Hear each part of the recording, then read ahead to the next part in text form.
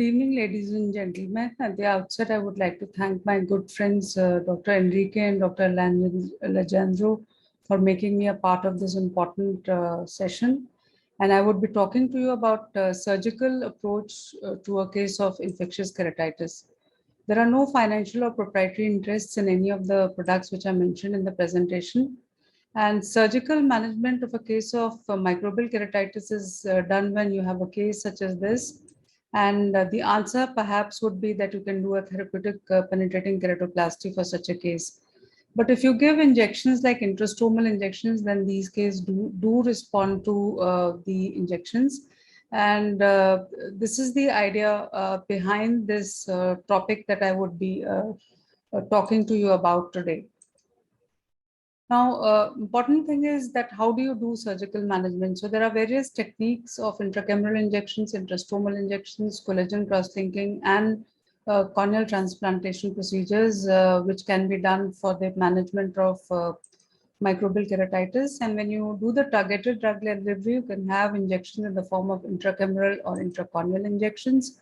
Intracameral injections are indicated in cases which are not responsive to medical therapy with thick hypopyon, endothelial exudates and deep anterior chamber exudates, and both amphotericin B 5 to 10 microgram per 0.1 ml or voriconazole 50 to 100 microgram per 0.1 ml can be given. Now, this is how the intracameral or intrastomal amphotericin B is prepared in various concentrations, depending upon whether you want to give 5 microgram per 0.1 ml or you want to give 12.5 microgram per 0.1 ml. And this is the method of preparation of the intrastomal voriconazole, which varies from 50 to 100 microgram per 0.1 ml. Now, there is literature which has suggested that intracameral injections do work well. And of course, these are anecdotal case reports with a healing response of almost 90% of the cases. And this is one large case of fungal keratitis where intracameral amphotericin B was given. And in a randomized controlled study that we did find that intracameral amphotericin B helps. Now, there are adverse effects in the form of pain, anterior chamber inflammation, which lasts for 24 to 48 hours, dilated iris vessels, which can be there. Then there can be cataract, and theoretically, there can also be secondary infection or endophthalmitis. Intrastomal injections, on the other hand, are indicated for deep mycotic keratitis, non-perforated corneal ulcers, not responsive to conventional topical and systemic antifungal therapy for 4 weeks. And this was one of the first studies that we published on intrastomal injections of voriconazole as a therapeutic adjunctive for management of deep recalcitrant fungal keratitis. And this was again another series which we published. And these were the first 3 cases wherein we did show that intrastomal voriconazole does help.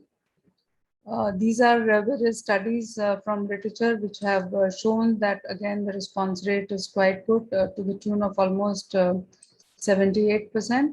And this was a randomized controlled study that we did where we compared the use of topical versus intrastomal voriconazole as an adjunct to natamycin in recalcitrant fungal keratitis. So all those cases which did not respond to natamycin topical for 2 weeks were subjected either to additional use of topical voriconazole or intrastomal voriconazole, where we gave 3 such injections 72 hours apart if the injections were required to be repeated. Now, this is just to show the our results from that series, wherein we did show that both the treatment modalities were equivalent, and time to healing was also found to be equivalent. And of course, the organisms were matched as far as the 2 treatment modalities were concerned. If you look at the topical natamycin and topical voriconazole, this was our 2 sets of cases. And with topical natamycin and intrastomal voriconazole, these were our 2 sets of cases. And we also wanted to see whether vascularization was more in those cases where we gave intrastomal injections, and we did not find any difference between the 2. And also in terms of the adverse events, whether it was perforation or pain or posterior synechia, there was no difference between the 2 groups. Now, this is just to show how intrastomal voriconazole is given. So these are the lesions which are present, and you give it with the help of a 26 gauge needle or with 30 gauge needle into an area which is relatively clear. And a barrage is found around the lesion so that you surround the lesion completely with the antifungal injection. Now, this is a case in which both intracameral and intrastomal injections were given. So AC paracentesis was done. The mechanical exudates were washed, and subsequently after washing them, the intracameral voriconazole was given. And thereafter, with the help of the 26 gauge needle, 5 to 6 injections were given in 5 to 6 hemimeridians encompassing the lesion completely. And the reflex was very much like the reflex of a phacohydrated wound. So we did publish our protocol, which we called as the TST protocol, or the topical systemic and the targeted therapy protocol, where if the ulcer size was less than 2/3 stromal involvement or less than 6 millimeters in size, topical natamycin was given. And if there was no response, topical voriconazole is added. But if the ulcer size is large at a greater depth, then topical natamycin along with systemic antifungal is given. Along with this, topical voriconazole is added. And in case there is no response for 4 weeks, intracameral or intrastomal antifungal agents can be given. And these are added in cases of recalcitrant ulcers. Now, collagen cross-linking also plays an important role in microbial keratitis, more so for bacterial keratitis and less so for fungal keratitis. And we did do a study where we did show that in fungal keratitis, it really doesn't help much. And also the study was done at Aravind Eye Hospital, who also showed that in cases of fungal keratitis, it really doesn't help much. This was yet another study which said that newer, more effective collagen cross-linking protocols are needed to develop for deep fungal keratitis. And we probably need to also change our nomogram, which we have been using, which is conventionally used for cases of keratoconus. Now we've looked at two things. One is what we call as Netamatrix. So it is a cross-linked degradable drug-releasing patch, which is injected intrastromally again surgically, and this we have patented it, which gives good results. The clinical trials of this are awaited.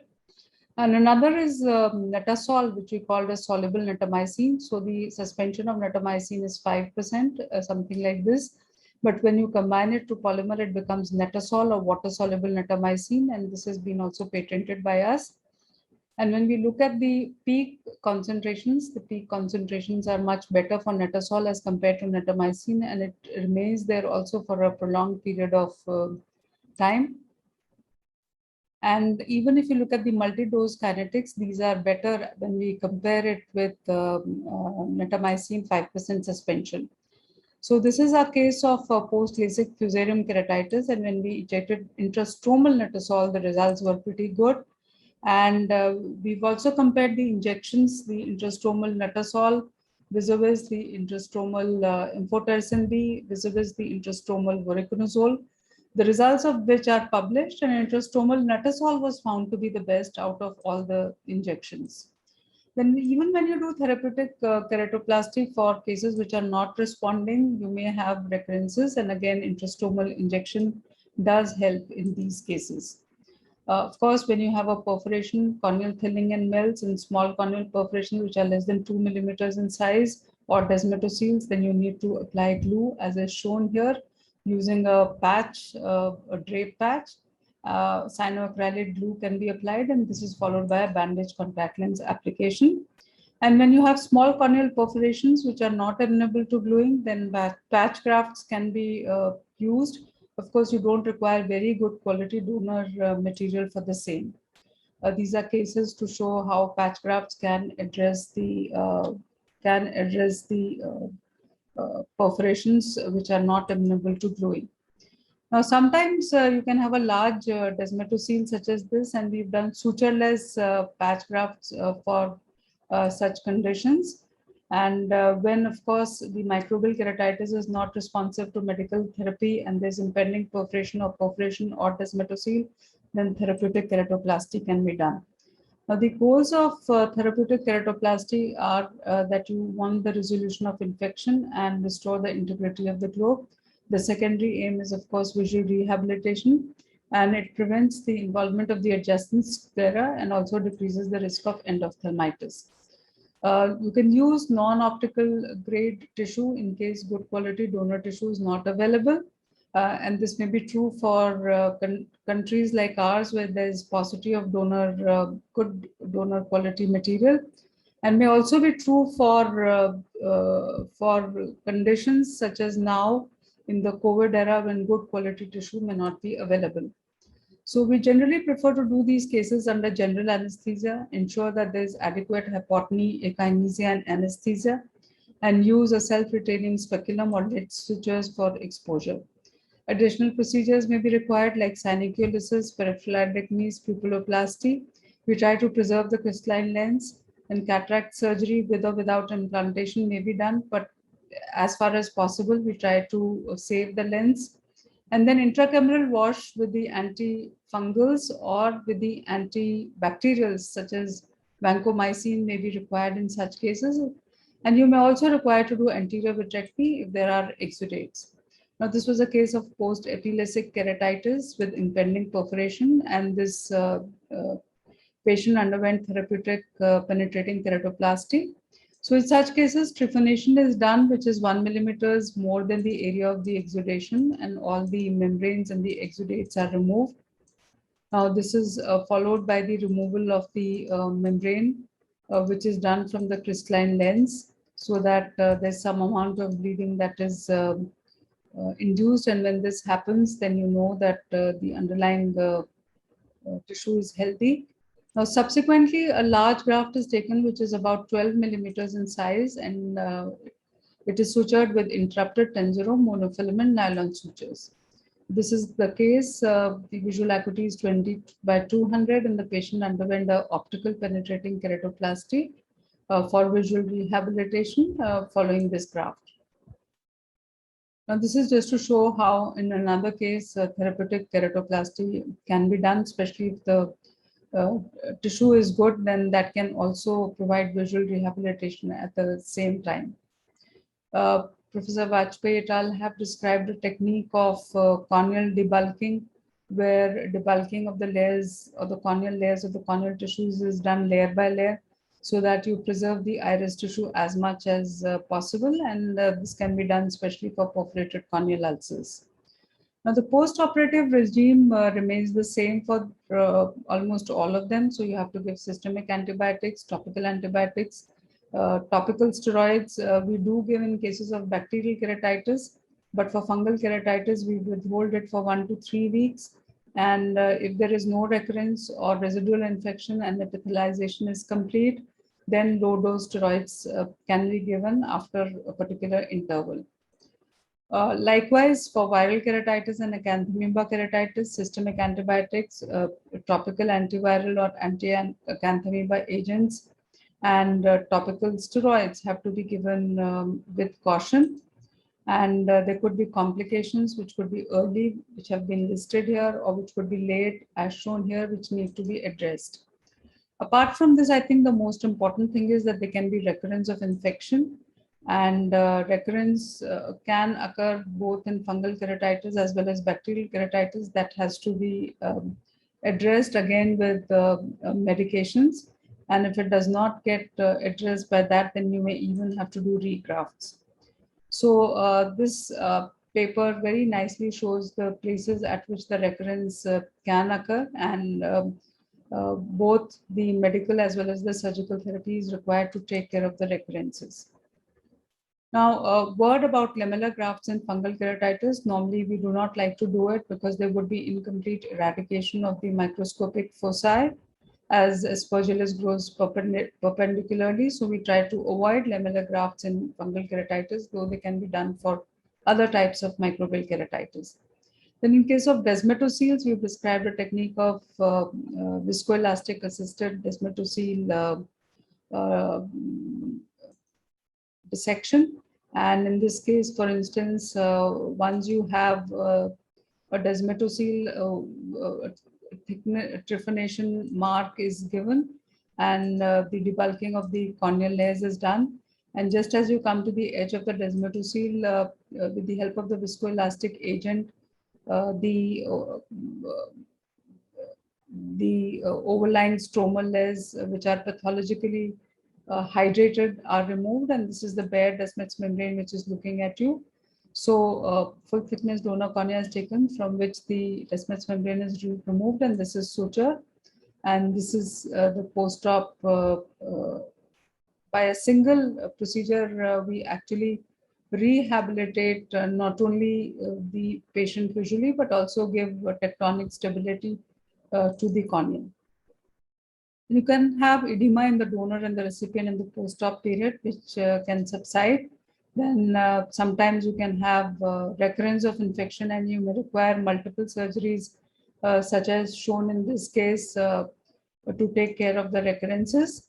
And this was a case where there was recurrence following after LASIK surgery. There was infectious crystalline keratopathy, and there was recurrence in the graft, following which there was perforation, which was glued, and another second therapeutic TK was done for the patient. So as far as to conclude, the surgical management in microbial keratitis is concerned, there are various therapeutic modalities which are available, which are used according to the stage and severity of the disease, and appropriate and timely intervention is required to control the infection, to minimize the damage, and to obtain optimal visual rehabilitation. These are our review articles for surgical management of microbial keratitis, and this one was published in Survey of Ophthalmology. So this should be the healing of the corneal ulcer without having to resort to a surgical procedure. And thank you very much for your kind attention.